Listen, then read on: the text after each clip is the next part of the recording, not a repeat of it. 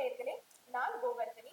நந்தவனம் ஃபவுண்டேஷன் நடத்தக்கூடிய பெண்களுக்கான நந்தவனம் ஃபவுண்டேஷன் மகளிர் தின விழாவையொட்டி பெண் சாதனையாளர்களுக்காக விருது வழங்கும் விழாவிற்கு சுவிட்சர்லாந்திலிருந்து திரு செல்வரத்னம் சுரேஷ் நம்மோடு இணைந்திருக்கிறார். வணக்கம் சார். வணக்கம். நந்தவனம் ஃபவுண்டேஷன் தலைவர் திரு சந்திரசேகர் அவர்கள் நம்மோடு இணைந்திருக்கிறார். வணக்கம் சார். மற்றும் நந்தவனம் ஃபவுண்டேஷன் செயலாளர் திரு ஷாதிக் பாஷா அவர்கள் நம்மோடு இணைந்திருக்கிறார். வணக்கம் சார். சார், நீங்க 16 வயசுல இலங்கையில இருந்து நீங்க சுவிட்சர்லாந்துக்கு சென்றீங்கல்ல, அப்போ நீங்க ஒரு சின்ன ஒரு வாலிப வயசு தானே, அப்போ நீங்க பட்ட கஷ்டங்கள் அதை பத்தி கொஞ்சம் சொல்ல முடியுமா? 18 வயசு 18 வயசுல ஒரு யுத்தம் காரணமாக ஃப்ளைட்டில் ஏற்றி விட்டானுங்க. அப்போ ஃப்ளைட் எங்கே போகுதுன்னு தெரியாமலே ஏறி போயிட்டேன். அந்த டைமில் கூட போனவர்கள் எங்களோடு வந்தபடியால் நான் அந்த பயணத்தை தொடரக்கூடிய மாதிரி இருந்தது. அங்கே போனதும் காலநிலை ஃபுல்லாக மாற்றம். அதை தவிர உணவு பழக்க வழக்கங்கள் அங்கே எங்களுடைய உணவு பழக்க வழக்கங்கள் அங்கே இல்லை. சகலதுமே வித்தியாசமாக இருந்த நிறத்தால், மொழியால், பண்பாட்டால், நாகரிகத்தால் அத்தனையிலும் நாங்கள் வேறுபட்ட ஒரு மனிதர்களோடு நாங்கள் வாழ வேண்டிய ஒரு சூழலுக்குள்ள அங்கே தள்ளப்பட்டது ஒரு மிகப்பெரிய ஒரு கஷ்டமாக இருந்தது. அதன் பின்னாலே நாங்கள் அவர்களுக்கு, அந்த அதிகாரிகளுக்கு சொல்லி எங்களுக்கான உணவு, என்ன உணவு எங்களுக்கு தேவை, நாங்கள் கூடுதலாக அரிசி சார்ந்த உணவுப் பொருட்களையே சாப்பிடுகிறோம் என்பதை நாங்கள் எழுத்து மூலம் கொடுத்துத்தான் நாங்கள் முதலாக சோறு சாப்பிட்டதை ஒரு 2 வாரமாக சோறே இல்லாமல் தான் நாங்கள் அங்கே வாழ்ந்தோம். அதன் பின்னால் நிறைய கஷ்டங்கள்.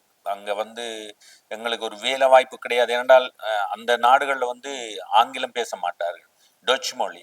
உங்களை கொண்டு ஒரு அரபு தேசத்தில் விட்டால் எப்படி நீங்கள் அந்த மொழிக்கு கஷ்டப்படுவீங்களோ, ஒரு ஆங்கிலம் தெரியாத அரபுக்காரர்களோடு எப்படி நீங்கள் பேசி உங்களுடைய பிரச்சனைகளை நீங்கள் சொல்லுவீர்கள். உங்களுக்கு ஒரு உணவு வேண்டும், ஒரு நீராகாரம் வேண்டும், அல்லது ஒரு இருப்பிடம் வேண்டும் என்று கேட்பதற்கு எல்லாமே நீங்கள் உங்களுடைய வாய்மொழியும் கைமொழியிலிருந்து தான் பேச வேண்டிய ஒரு சூழல் இருந்தது. அங்காங்கே ஒரு சிலர் ஆங்கிலம் பேசினார்களே அங்கே முழுதாக அந்த மக்கள் ஆங்கிலம் தெரிந்தாலுமே பேச மாட்டார்கள்.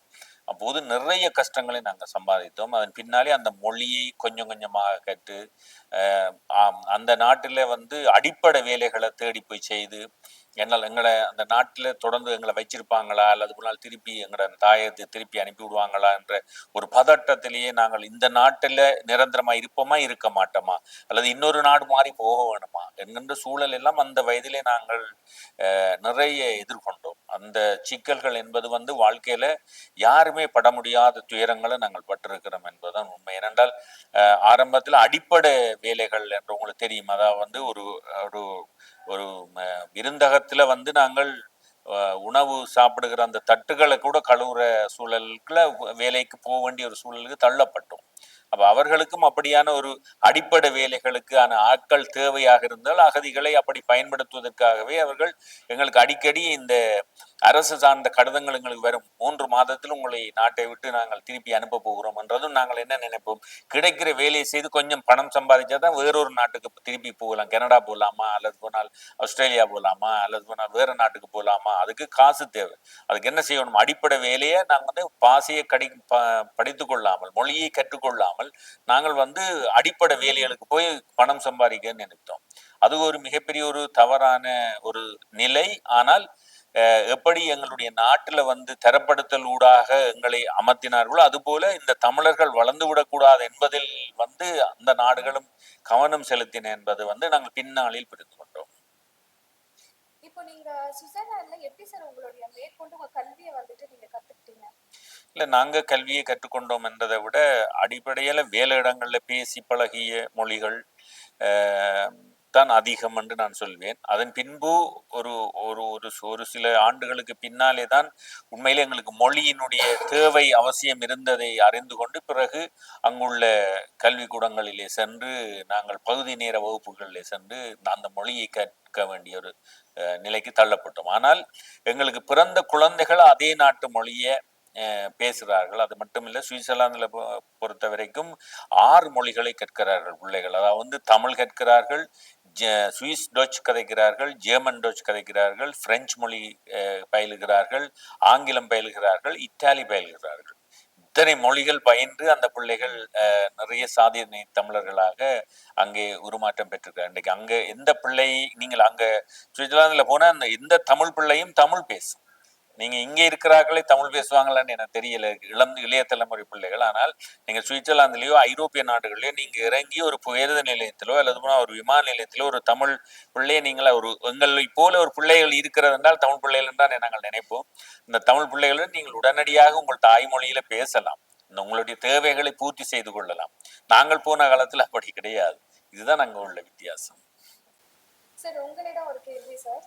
நீங்க இப்போ வந்து வெளிநாட்டுக்கு நீங்க நந்தவனம் ஃபவுண்டேஷனுடைய மாத இதழ வந்துட்டு நீங்க அங்க வந்துட்டு நீங்க கொண்டு போகணும்னு நினைக்கிறீங்களா? அப்ப அங்க இருக்கிற மக்கள் எப்படி சார் அதை பாக்குறாங்க? பத்திரிகையா அல்லது பத்திரிகையே லைக் எப்படி அதை அவங்க வரவேற்கிறாங்க சார்? இல்ல, அந்த அதுக்குரிய வரவேற்பு அதிகமாக. ஏன்னா இது வந்து தமிழ் மாத இதழ் தான் சார், அவங்க வந்து வேற்று மொழியா கொண்டவர்கள்.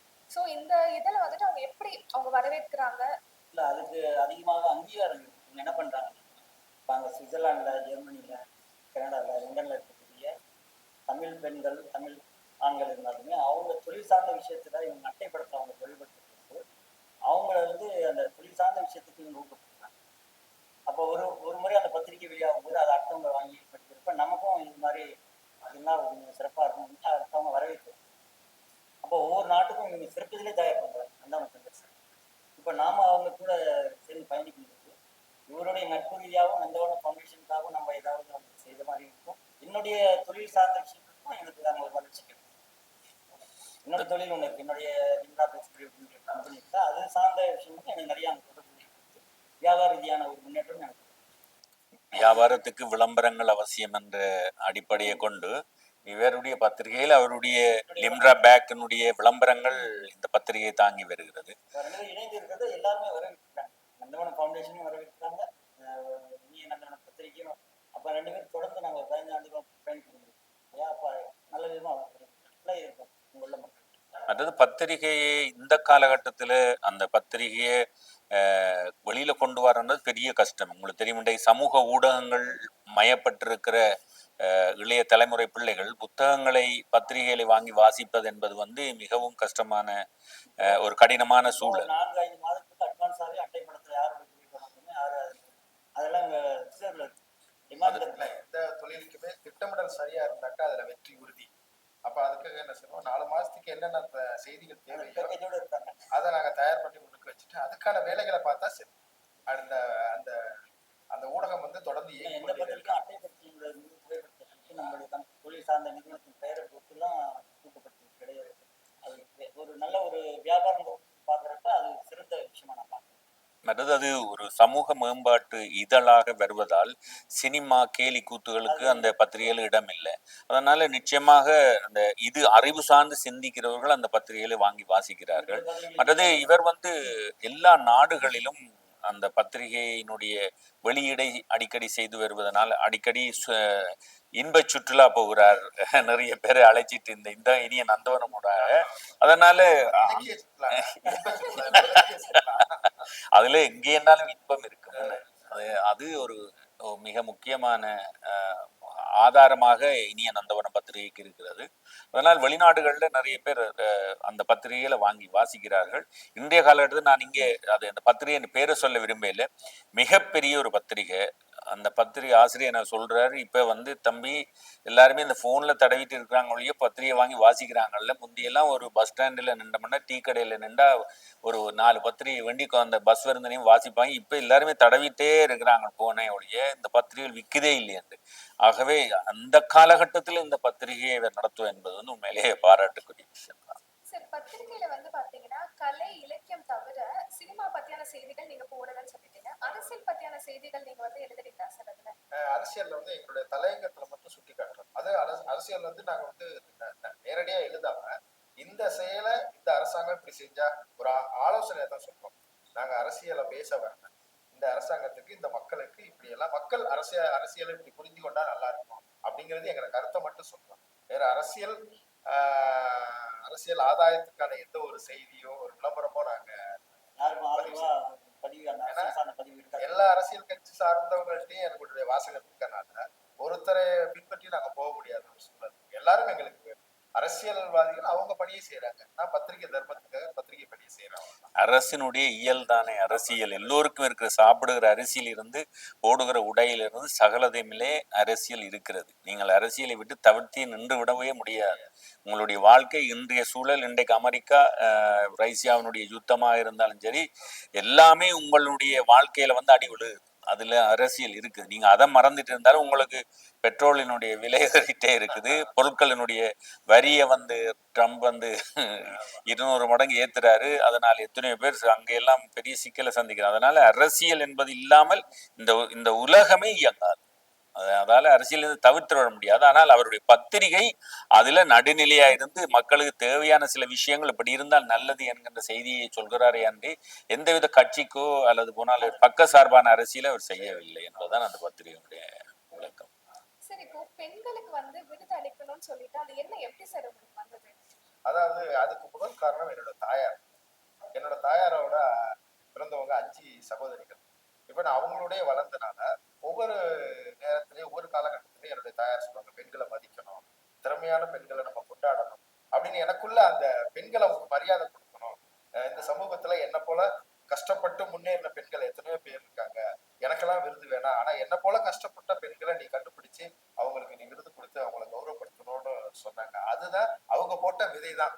என்னுடைய தாயார் சின்னம்மா அவங்க போட்ட விதைதான் இந்த விழா வந்து இவ்வளவு தூரம் உலகளாவே பறந்துருக்குது.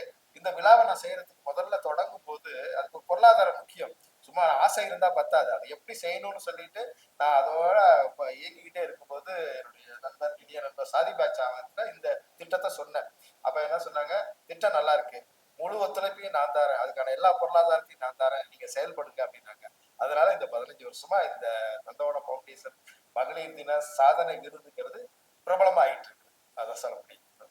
சார், இப்போ நீங்க வந்து புலம்பெயர்ந்து சுவிட்சர்லாந்து சென்றீங்களா சார்? இப்போ அங்க வந்து பெண்கள் அரசியல் எப்படி சார் பாக்குறாங்க? இல்ல, அது நிச்சயமா எங்களுடைய புலம்பெயர்தலே அரசியலின் அடிப்படையில் இருந்துதான் எங்களுக்கு புலம்பெயர்தல் ஏற்பட்டது. இந்த புலம்பெயர்வு என்பது இன்றைக்கு நேற்றைக்கு நடந்தது இல்லை. மன்னராட்சி காலங்களிலேயே தமிழகத்திலிருந்து நிறைய புலம்பெயர்வுகள் நடைபெற்றிருக்கிறது.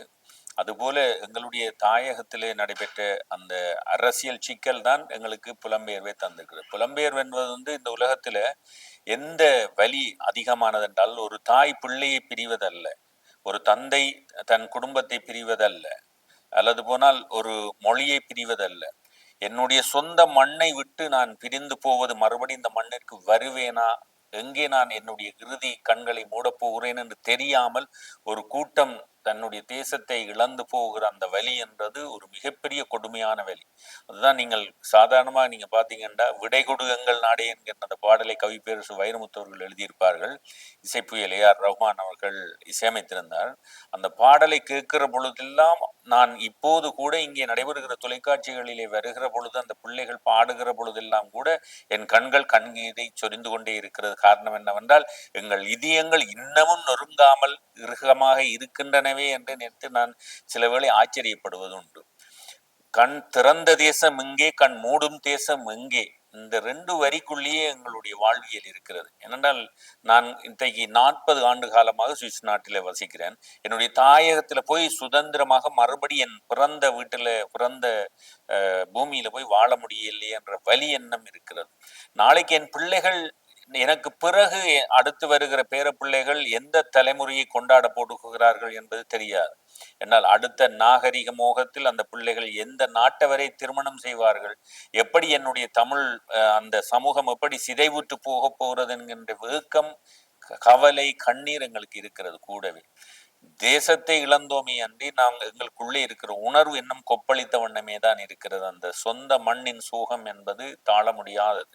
அந்த அரசியலில உண்மையில இன்றைக்கு புலம்பெயர் தேசங்களில நிறைய பெண்கள் வெளிநாட்டு அரசியல்ல கோல் வச்சுறாங்க. இன்னைக்கு பிரிட்டிஷா இருக்கட்டும், அல்லது போனால் கனடாவாக இருக்கட்டும், ஆஸ்திரேலியா இருக்கட்டும், சுவிஸா இருக்கட்டும், நோர்வே, டென்மார்க் போன்ற நாடுகள் எல்லாம் பிள்ளைகள் மிக முக்கியமாக அந்த நாட்டினுடைய அரசியலுக்குள்ள வந்துட்டாங்க. ஆனால் மிகப்பெரிய ஒரு அரசியல் சாபக்கேடு என்ன தெரியுமா? தமிழகத்துல இருக்கிற எங்களுடைய ஈழத்தமிழர்கள் இன்றைக்கும் பக்கத்தில் இருக்கிற நாடுகளுக்கு போக முடியல. அதற்கான அங்கீகாரத்தை இந்த அரசு தராமல் இருப்பது மிகப்பெரிய வேதனையான ரணமான நிமிடங்களாகத்தான் நான் நினைக்கிறேன். ஏனென்றால் நாங்கள் அந்த நாட்டிலிருந்து அந்த நாட்டு சிட்டிசன் வேண்டி கொண்டு எந்தவித டாக்குமெண்ட்ஸும் இல்லாமல், அதாவது எந்தவித பத்திரங்களும் இல்லாமல், எங்களுடைய பிறப்பு அத்தாட்சி பத்திரமோ அல்லது போனால் எங்களுடைய ஐடென்டி கார்டு, எங்களுடைய அடையாள அட்டையோ எதுவுமே இல்லாமல் அவர்கள் நம்பிக்கையோடு தங்கள் நாட்டுக்கான அங்கீகாரத்தை தந்து இன்றைக்கு எங்களுக்கு சம மரியாதை கொடுத்து எங்களை இன்றைக்கு உலகம் புறாவும் பறப்பதற்கும் உலகம் முழுவதும் நாங்கள் சாதிப்பதற்கும் அந்த நாடுகள் எங்களுக்கு அங்கீகரித்திருக்கிறார்கள். அந்த நாட்டு பிரஜைகளோடு நாம் சமமான உரிமையோடு வாழக்கூடிய அளவுக்கு புலம்பெயர் நாடுகளிலே எல்லாம் வாய்ப்பளித்திருக்கிறார்கள். ஆனால் இலங்கையிலே இருந்து வந்திருக்கிற இங்கே அகதிகள் இன்னமும் அகதி முகாம்களிலே அகதிகளாகவே இருக்கிறார்கள். சில மாவட்டங்களிலிருந்து இன்னொரு மாவட்டத்துக்கு கூட போவதற்கு இந்த நாட்டினுடைய கியூ பிரான்ச்சில் போய் அவங்க பெர்மிஷன் எடுத்து தான் போக வேண்டியிருக்கிறது மிகப்பெரிய வேதனையான விஷயம். சில குடில்களிலே அவர்கள் ஆரோக்கிய கேடோடு வாழ்வது என்பது மிகப்பெரிய கஷ்டமான சூழல். இந்த அரசாங்கம் நிச்சயமாக இதை செவிமடுக்கும் என்று நான் நினைக்கிறேன். இந்த மக்களுக்கு மிக முக்கியமாக அடிப்படையான அந்த உரிமையான அவர்களுக்கான இந்த அங்கீகாரத்தை கொடுக்க வேண்டும். அவர்கள் கடவுச்சீட்டுகளை பெற்று தங்களுடைய உறவுகளை பார்ப்பதற்கு அனுமதி அளித்தால் நன்று என்று நான் நினைக்கிறேன். உங்களை சந்திச்சதுல ரொம்ப நன்றி சார். மகிழ்ச்சி சார். நன்றி. வணக்கம்.